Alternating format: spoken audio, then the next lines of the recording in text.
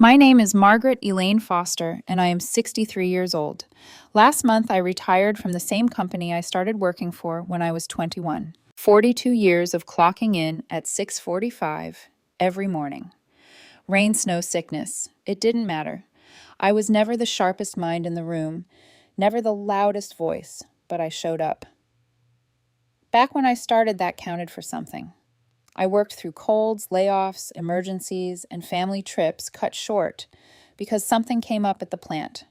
People used to joke that I was married to my job. I laughed it off every time. Turns out they weren't wrong. My husband Richard used to tease that if the factory ever shut down, I'd need to be buried with my name badge.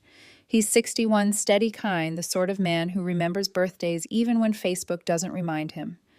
We raised 2 children together. Andrew, our oldest, now 35, married with kids, and an endless appetite for ambition. And Eliza, our youngest, 31, observant, thoughtful, the kind of person who notices what others miss. When Eliza was little, she used to wait up for me on nights I came home late. She'd pretend to be finishing homework just so she could talk to me for 5 minutes before bed. I didn't realize then how much those moments mattered. Now they're grown, busy, polite, distant. I thought retirement would fix that. The company threw my retirement party at the country club outside town, the one with white columns and marble floors that weren't real marble but wanted you to think they were. It was beautiful. Too beautiful for someone like me, honestly. Coworkers shook my hand, thanked me, gave me a plaque engraved with words like dedication and service. I smiled, nodded, did what I've always done. When it was time for family speeches, Richard nudged Eliza.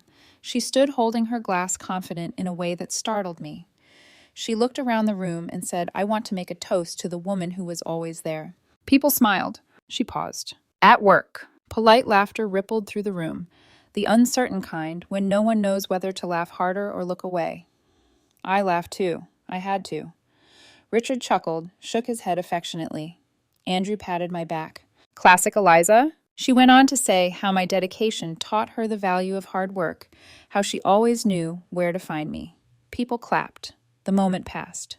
But those 4 words stayed. Always there, at work. That night after the guests left, Richard was glowing. He loves events like that. He hugged me and said, "Wasn't that lovely?" "Yeah," I said, "it was." But on the drive home, the silence pressed in. Not loud, not dramatic, just heavy. The kind of quiet that replays memories whether you ask it to or not. When we got home, Richard went straight to bed. I sat in my recliner, still in my suit, holding that plaque. 42 years, reduced to a sentence. I stared at the television without watching it, listening to the hum fill the space where conversation used to live. Then I grabbed my jacket and keys and walked out. I told myself I just needed air. Somehow I ended up parked outside the plant. The gates were locked, the lot empty. I sat there until the sun came up, staring at the building that had taken most of my life and realizing I had no idea who I was without it. That night became the first of many. And without knowing it yet, that toast had already set everything else in motion. The next few nights blurred together in a way I hadn't experienced since my early 20s when shift work wrecked any sense of routine. I'd wait until Richard fell asleep, then slip out quietly, keys in hand, like I was sneaking away from my own life. Sometimes I parked by the river, sometimes near the factory gates again, sometimes in random lots that stayed lit all night. Once or twice, I slept sitting upright in the car, neck stiff, jacket pulled tight around me. I kept telling myself it was temporary, that I just needed time to adjust. But the truth was harder to admit. The house no longer felt like it belonged to me. One morning around 6, I came back thinking I could slide into bed unnoticed. Richard was already awake, standing in the kitchen, pouring coffee. He didn't look startled when he saw me, just tired. "Couldn't sleep?" he asked gently. "Something like that," I said, hanging up my jacket. He poured a second mug and slid it across the counter toward me. We stood there in silence for a moment, the way people do when they've shared a life so long that words feel optional. "Eliza called last night," he said carefully. I nodded, staring into the coffee. "Did she? She feels bad about what she said." "I'm sure she does. She told me she didn't mean it the way it came out." I wanted to believe that. I really did. But then Richard added, almost as an afterthought, "She said maybe this is a chance for you to reconnect, now that you're not working all the time." "Reconnect," I repeated, sharper than I meant to. He looked up. "You've been gone a lot, Margaret, even when you were here." I didn't have a response, because he wasn't wrong. The days stretched long after that. Too quiet, too empty. Richard filled them with errands, lunches, with neighbors. Church events, I suddenly felt like an outsider attending. Andrew stopped by, once talked mostly about his business, barely asked how I was doing. Eliza texted occasionally, short, careful messages that felt rehearsed. Then, about a week after the party, my phone buzzed while I was sitting in a grocery store parking lot. A former coworker had texted, "Everything okay? Saw your husband's post." I opened social media. There it was. A photo of my empty recliner, the dent still visible in the cushion, my blanket folded over the arm. The caption read, "Please, if you see her, tell her we miss her." Hundreds of comments praying, "Such a devoted woman. Hope she's safe." I stared at it until my chest tightened. I called Richard immediately. "Why would you post that?" I asked. He sighed.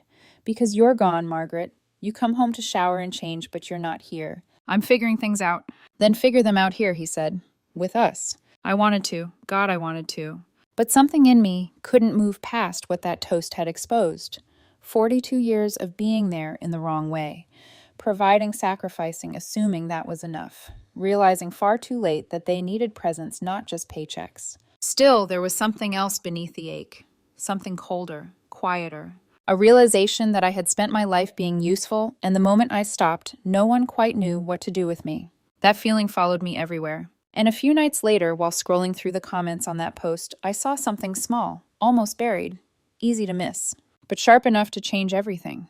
I must have read that post a dozen times before my eyes finally landed on the comment that didn't belong. Most of them were what you'd expect neighbors I barely knew, former coworkers I hadn't spoken to in years, distant relatives offering prayers and sympathy.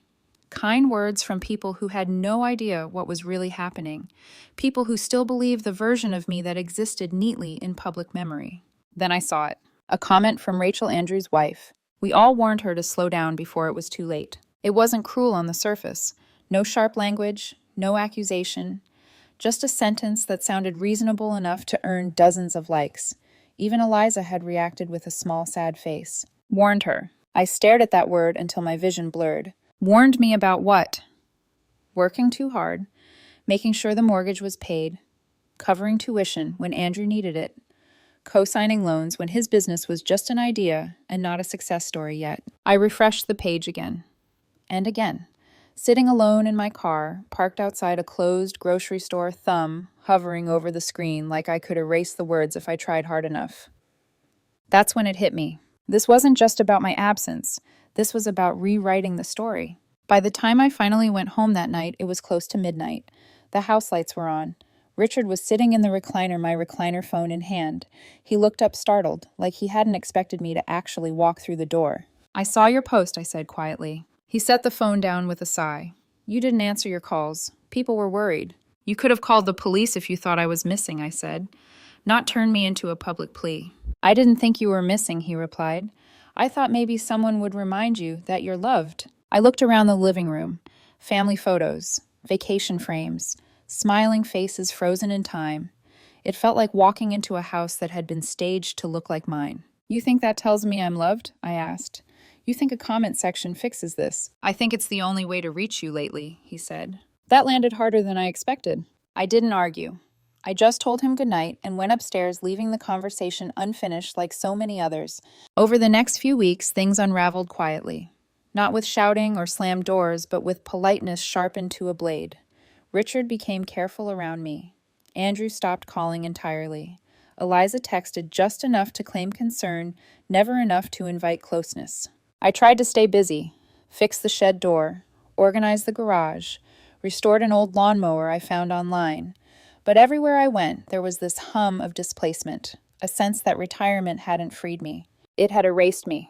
Then, one Sunday evening, Richard told me the kids were coming for dinner. "Family night," he said, forcing cheer into his voice. I wanted to believe it meant something. I wore one of my old work shirts, the one that still smelled faintly of machine oil. It felt like armor. Something solid in a house that no longer felt stable. For the first 10 minutes, everything was fine. Andrew came in loud and confident. Eliza hugged me briefly, smiling politely. We talked about weather work, the grandkids. Then Andrew cleared his throat. "So, Mom," he said, "we wanted to talk to you about something." I set my fork down. And just like that, I knew. Andrew didn't rush it. He never does. He leaned back in his chair, fingers laced together, wearing the same calm expression he uses when closing deals or convincing someone they're getting a fair bargain. "We've been talking," he said, glancing at Richard, then at Eliza. "All of us. And we think it might be time for you to downsize a bit." I blinked. Downsize. Eliza nodded softly like she was cushioning a fall. "The house is a lot, Mom. And now that you're retired, maybe something smaller would be easier." "This house is paid off," I said slowly. "I built the shed. I laid the patio myself. Why would I sell it?" Andrew exhaled as if I were being unreasonable. "Because you're not exactly in great shape to keep up with it anymore. And honestly, it might be better if you were closer to us. You could even use some of the money to help Eliza out. She's thinking about buying." There it was. I looked at my daughter. She didn't meet my eyes. Richard jumped in quickly, voice soft, almost rehearsed. "No one's trying to take anything from you, Margaret. We're just thinking ahead." "Thinking ahead," I repeated. "You mean planning my exit?" Andrew sighed. "Don't make this dramatic. You've been sleeping in your car half the time. You clearly don't want to be here." I laughed. A sharp, startled sound that surprised even me. "You think that's what this is about?" "I think you've been checked out for a long time," he said. "And Mom deserves some peace." Richard didn't correct him. I stood my chair, scraping loudly against the floor. "I spent 40 years making sure none of you ever worried about roof spills or food. 40 years of missed birthdays and school plays, and now you're telling me I'm a burden." Eliza flinched. For a second, guilt flickered across her face. Andrew crossed his arms. "You're twisting this. We're trying to help you. You've lost your way." I wanted to yell, to remind him who paid for his education, who backed his first business loan, who taught him discipline before he ever learned ambition. Instead, I nodded. "You're right," I said quietly. "I have lost my way." Then I walked out. I didn't pack, didn't leave a note. I grabbed my keys and wallet and drove until the sky went dark and then light again. Slept at a rest stop 2 towns over. When I woke up, I had 3 missed calls from Richard, 1 from Eliza, none from Andrew. I didn't answer. For the first time in decades, I didn't feel like I owed anyone an explanation. I stayed gone. Not in a dramatic, vanishing into the night way. No burning bridges. No final declarations. I simply stopped orbiting the lives that no longer seemed to have room for me. For the first week, I lived out of my car, ate at diners that didn't ask questions, showered at gas stations, slept in rest stops with my seat reclined just enough to keep my back from locking up completely. It wasn't comfortable, and it wasn't something I was proud of, but it was quiet. And for the first time in years, the quiet didn't feel like punishment. It felt like permission. One morning, I drove north without a plan. 3 hours later, I found myself in a small town called Silver Lake, the kind of place where the streets go quiet after 8, where people still pay cash and no one asks why you're passing through alone. I rented a cheap month-to-month room behind a diner. Twin bed, flickering light, leaky faucet. But it was mine. No expectations attached. No history hanging in the air. The first few days I slept, deep, heavy sleep that felt like my body finally giving up after 42 years of forward motion. I'd wake late, wander into the diner, drink burnt coffee, and watch families come and go. Couples, kids on bikes, life continuing without needing my permission. One morning, I overheard the diner owner complaining about a walk-in freezer that wouldn't stop humming. "I know machines," I said before I could stop myself. He looked skeptical, still handed me the keys. It took me an hour, loose connection, jammed fan blade. When the hum stopped, he stared at me like I'd performed a magic trick. "You looking for work?" he asked. That's how it started. Small repairs, garage doors, old heaters, leaky pipes. Word spread quietly. "Margaret can fix it." I didn't advertise. I didn't brand myself. I just showed up. And slowly, without realizing it, I started to feel useful again. Not as a provider, not as a role, just as a person. At night, I'd sit outside the room behind the diner, watching the lake shimmer under streetlights. I thought about Richard, about Eliza, even about Andrew. The pain was still there, but it wasn't sharp anymore. It felt like a scar, ugly, but healing. I checked social media every few days, saw smiles, church photos, work promotions. My absence looked tidy online, like I'd never been there at all. And then one night I saw something that made me pause. Eliza had posted a photo of herself holding a plaque, Employee of the Year. She looked radiant. The caption read, "For my mom who taught me what dedication really means." I didn't cry, but for the first time in months I smiled. And somewhere between the hum of the lake and the smell of grease from the diner, I realized something important. I wasn't lost. I was finally out of the way long enough to see who I really was without them. The work didn't stop. If anything, it multiplied in a way that surprised me. One job led to another, and then another. A neighbor told a cousin. A diner regular mentioned me to a friend. Before I knew it, people were knocking on the back door of my rented room, asking if I could take a quick look at something. Garage doors that groaned like they were dying, old heaters that rattled all night, a busted air conditioner in a daycare that had everyone sweating and panicking. I didn't rush. I didn't cut corners. I fixed things the way I always had, slow, methodical, precise. People noticed. By the second month, I was making enough to move out of the room behind the diner and into a small cabin closer to the lake. It wasn't much. The wiring was outdated, the roof leaked in 2 places, and the porch sagged slightly to the left. But the bones were solid.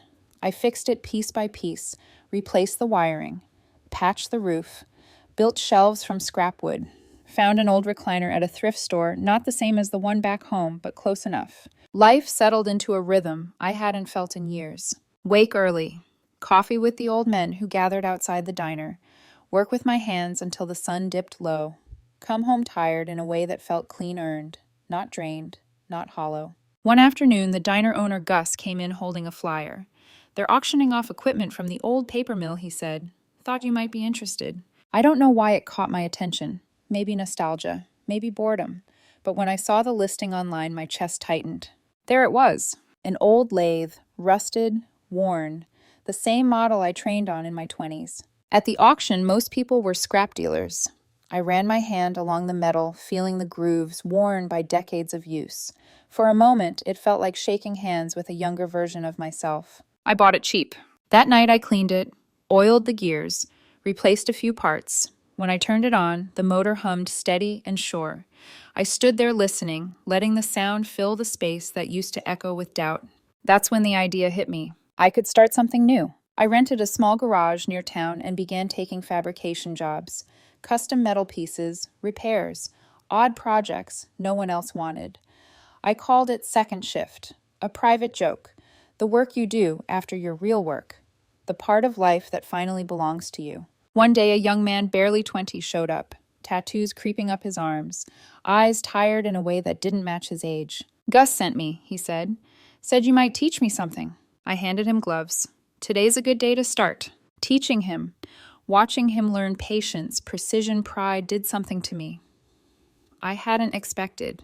It healed something old, something I'd buried under decades of responsibility. But even as my days filled with purpose, there was still a shadow. An unfinished chapter. Because no matter how steady my hands became again, my family was still out there moving on, making decisions, telling stories about me. And I had a feeling those stories were far from finished. No matter how full my days became, there was always a quiet hour at night when the noise faded and the past crept back in. I'd sit on the small porch behind the cabin, the lake stretched out in front of me like a sheet of dark glass. The hum of insects, the occasional ripple of water. It was peaceful, but peace has a way of making room for thoughts you've been avoiding. I still check social media sometimes. Not out of habit anymore, but out of something closer to caution. Andrew had stopped posting videos from the garage. Eliza was busy traveling for work, smiling in group photos, thriving. Richard's posts were cheerful in a way that felt practiced. Church lunches, garden updates, smiling captions that made my absence look neat and manageable. Like I had never been essential. Then, one evening, after a long day at the shop, I came home to find an envelope slipped under my door. No return address. Just my name written in handwriting I would recognize anywhere. My hands shook as I opened it. Margaret. I don't know where you are, but I hope you're safe. Things haven't been the same here. The kids mean well, but they don't understand what it's like to build your whole life around something and then have it disappear overnight. Maybe I didn't understand either, not until now. I'm sorry for how I handled things. I shouldn't have made you feel like you didn't belong. You always did. You still do.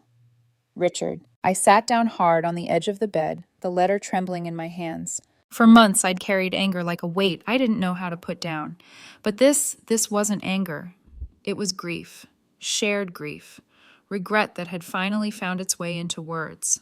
I cried then, quietly. the kind of crying that doesn't come with sound, just tears and shallow breaths, and the realization that something important has finally been said. The next morning, I folded the letter carefully and slipped it into my wallet. I didn't call. I didn't text. Not yet. Because for the first time since retirement, I wasn't falling apart anymore. I was rebuilding slowly, deliberately, on my own terms. That night, after locking up the shop, I stood outside and watched a storm roll in over the lake. The sky turned pink, then gray. The first drops of rain tapped softly against the tin roof. I realized then that I wasn't running anymore. I was moving towards something. What I didn't know, what I couldn't have known, was that the past wasn't done with me yet. Not even close. Because a few days later, my phone rang. And when I saw Eliza's name on the screen, my heart dropped. When I answered, Eliza's voice barely sounded like her own. "Mom," she said, shaky breath, uneven. I didn't know who else to call. My body went cold in an instant. I stood up so fast the chair scraped against the floor. "What happened?" "It's Dad," she whispered. "Something's wrong." The words landed heavy, knocking the air out of my chest. I grabbed my jacket without thinking, my mind already racing ahead of my hands. "Where are you?" "At home. He's been dizzy the past few days. Tired. We took him to urgent care and they ran tests." She paused, swallowing hard. "They want more scans." "Is Andrew there?" I asked. "Yes," she said, then hesitated. "He's handling things." That pause told me more than her words ever could. "I'm coming," I said. "I'll be there as soon as I can." I locked up the shop, slid the letter from Richard out of my wallet, just long enough to touch it, like a promise I was finally ready to keep, and got in the truck. The drive back felt longer than it should have. Every familiar road carried memory with it. The elementary school where I used to pick the kids up late. The diner where Richard and I used to sit every Sunday morning. The corner where I once waited with flowers on our anniversary, wondering if he'd remember. When I pulled into the driveway, the porch light was on. The house looked smaller than I remembered. Older. Fragile in a way I hadn't noticed before. Eliza opened the door before I could knock. Her eyes were red, her hair pulled back in a messy bun. She froze when she saw me, like she wasn't sure I was real. "Hey, sweetheart," I said softly. She let out a shaky breath and stepped into my arms. The hug was quick, awkward, but real, enough to crack something open in both of us. Inside, the house smelled like disinfectant and lavender. Richard's doing, no doubt. The living room was mostly the same except for one glaring detail. My recliner was gone. In its place sat a smaller, sleeker one, untouched. I didn't say anything, but the empty space felt louder than words. Richard was sitting at the kitchen table with a blanket around his shoulders. When he looked up and saw me, his face softened. "You came," he said. "I did," I replied, my throat tight. He tried to smile. "Guess I'm not as tough as I thought." I pulled out a chair and sat beside him. "What did the doctor say?" "They're still running tests," Eliza said, handing him a glass of water. "Heart, maybe kidneys. We'll know more soon." I nodded, listening, but my eyes kept drifting around the room. Andrew wasn't there. No sign of him. No sign of Rachel. For someone who always liked to take charge, his absence felt deliberate. Later, after Richard went to lie down, Eliza stayed in the kitchen with me, twisting her fingers together. "I didn't know who else to call," she said again. "Andrew's been distracted. He says he's helping Dad manage things. Finances. Paperwork."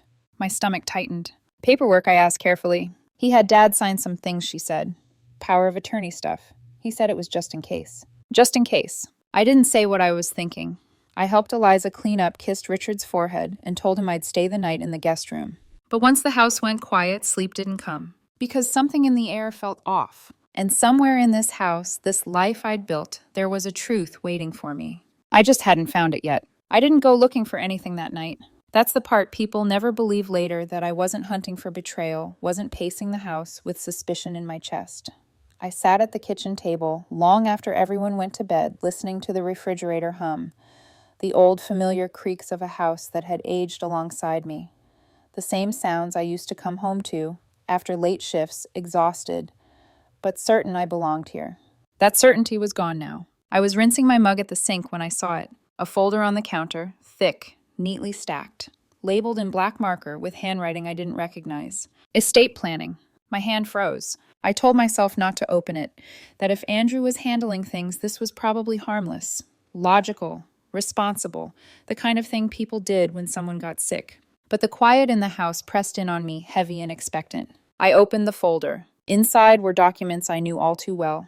Power of attorney forms, property transfer agreements, bank authorization papers, life insurance summaries, everything arranged carefully, efficiently, like someone had taken time to make sure nothing looked out of place. My eyes skimmed until they stopped. Authorized Representative Andrew Foster. Signed. Again and again. I flipped through the pages, my pulse thudding in my ears. Dates jumped out at me. 2 weeks ago, 10 days ago, 4 days ago, all recent, all while I'd been gone, all while Richard had been dizzy tired, not himself. This wasn't preparation. This was consolidation. My chest tightened as I reached the back of the folder. There it was, the deed to the house. Our house. Not transferred yet, but flagged. Ready.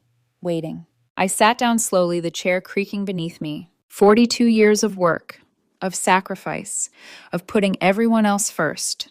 And while I was learning how to breathe again, my son had been quietly stepping into my place. Not as a helper, as an owner. When Eliza came downstairs later, she stopped short when she saw me still sitting there. "Mom," she asked softly, "did you find something?" I closed the folder and looked at her. Really looked. She'd always been the one who sensed things before anyone said them out loud. "Has Andrew been asking your father to sign papers?" I asked. "Moving money, making decisions." Her eyes widened just slightly. I don't know. He says he's just being responsible, that Dad trusts him." Of course he does, I thought. I stood and placed the folder back exactly where I found it. "Don't say anything to him," I said gently. She frowned. "Mom, I'm not going to start a fight," I said, forcing a small smile. "I just need time, that's all." She nodded, but worry lingered in her eyes. That night, I lay awake in the guest room, staring at the ceiling. The old anger rising, but it was different this time. Not explosive, not emotional. Cold. Focused. For decades, I'd fixed broken machines by understanding how they worked, where the stress points were, which parts failed quietly before everything collapsed. Andrew thought I was tired, disoriented, finished. He had no idea that the woman he'd dismissed had spent her entire life learning how systems fall apart and how to stop them. And this time I wasn't walking away. I was just getting started. The next morning, I moved like nothing had changed. I made breakfast, asked Richard how he was feeling, listened while Eliza talked about the doctor's appointment scheduled for later that afternoon. When Andrew finally came through the door, late, confident, carrying his phone like a badge of importance, I smiled and greeted him like a mother who had nothing to hide. "Didn't expect to see you back so soon," he said, flashing that easy grin of his. "Life has a way of changing plans," I replied calmly. He nodded, already half distracted. "I've been handling things here, making sure Dad's taken care of." "I know," I said. "I appreciate that." That seemed to satisfy him. He kissed Richard on the cheek, gave Eliza a quick nod, and disappeared into the office, the one that used to be mine. I waited until he left for work. Then I picked up my purse and went into town. I started at the bank. The manager, Stephen, had known me for years. We'd talked countless times while I deposited paychecks and transferred savings. He smiled when he saw me, then hesitated when I mentioned Richard's accounts. "I can't discuss private details," he said carefully. I slid the folder across the desk. "I just want to know when these changes were made." He adjusted his glasses, scanned the documents, then lowered his voice. 2 weeks ago. Your husband came in with your son." "Did my husband seem well?" I asked. Stephen paused. He seemed tired, a bit confused. That was enough. By the time I left the bank, the last of my doubt had burned away. That afternoon, I made a call to Thomas Hale, an old friend from the plant, retired accountant, meticulous to a fault. We hadn't spoken in months, but he didn't hesitate when I explained. "Send me copies," he said, quietly. By evening, he called back. "You're right to be concerned," he said. "There have been transfers, small ones at first, then larger. New joint accounts, withdrawals labeled as investments. It's controlled, but it's deliberate." "How much?" I asked. "Enough," he said, and enough to prove intent." That night, I didn't confront Andrew. I didn't raise my voice. I didn't cry. I planned. Over the next few days, I made careful calls. A lawyer I'd once helped when her furnace failed. A former colleague who worked compliance at the regional bank. People who trusted me because I had never wasted their time or their loyalty. When everything was ready, I sat down with Richard. I laid the papers out neatly, explained slowly, gently, showed him signatures he didn't remember signing. His face drained of color. "He said he was helping," he whispered. "I know," I said, taking his hand, "but help doesn't look like this." We went to the bank together. The accounts were frozen within hours. When Andrew came home that evening, confident as ever, I was waiting in the living room. "Mom," he said, frowning, "what's going on?" "The bank called me." "They should have," I replied calmly. "They know everything now." He tried to explain, to minimize, to redirect. I didn't argue. The evidence did that for me. His access was revoked, the transfers flagged, his authority stripped clean away. The house came next, not with eviction or shouting, but with quiet control. Locks changed while he was out. Files secured. Final authority placed firmly back where it belonged. And then, without me ever raising my voice, the rest began to unravel. Clients stopped calling him back. Partnerships stalled. Questions surfaced. The image he'd built started to crack. All I did was stand still. Sometimes the most devastating force is simply removing the illusion of control. Andrew had built his life assuming I would always step aside. This time I didn't. Andrew's collapse didn't arrive with shouting or slammed doors. It came quietly, one partnership at a time. One returned call that never came. One excuse that stopped working. The kind of unraveling that happens when people finally start looking closely and don't like what they see. Rachel left first. She didn't make a scene. She packed bags while Andrew was out, took the kids, and left a note about trust and stress and finances she couldn't explain away anymore. By the time Andrew realized what was happening, the house was already empty. Eliza stopped answering his calls. Richard and I didn't argue about him. We didn't need to. The truth had a way of filling the space where denial used to live. The certified letter arrived on a quiet Sunday afternoon. Bank documents, legal filings, clear language that left no room for manipulation. Every misappropriated dollar frozen pending restitution. Guardianship of financial decisions returned to Richard. Andrew had no leverage left. When he called me that evening, his voice was thin, stripped of the confidence he'd worn like armor. "I never thought you'd," he started. "I didn't need you to think," I said calmly. "I needed to act." After that, he stopped calling. Life didn't snap back into place. It settled. Richard recovered slowly. His health stabilized once the stress lifted. We talked, really talked, for the first time in years. About missed moments. About resentment we didn't know how to name before. About the quiet ways we'd both disappeared while standing right next to each other. Eliza came back regularly, not out of obligation, but choice. She lingered now, asked questions, listened. And me, I stayed. Not because I had to, but because I chose to. On one quiet evening, I sat in my recliner, the old one I'd brought back from Silver Lake, polished and steady beneath me. The house hummed softly around us. Familiar, grounded. I poured a cup of coffee and watched the sun slip behind the trees. I thought about the woman I'd been, the one who laughed off jokes, nodded through dismissal, and believed being useful was the same as being loved. I had been underestimated, but I had survived, rebuilt, and when the moment came, I acted with patience, precision, and clarity. Some victories don't need noise. They don't need applause. They just need a woman who was always there and finally refused to disappear.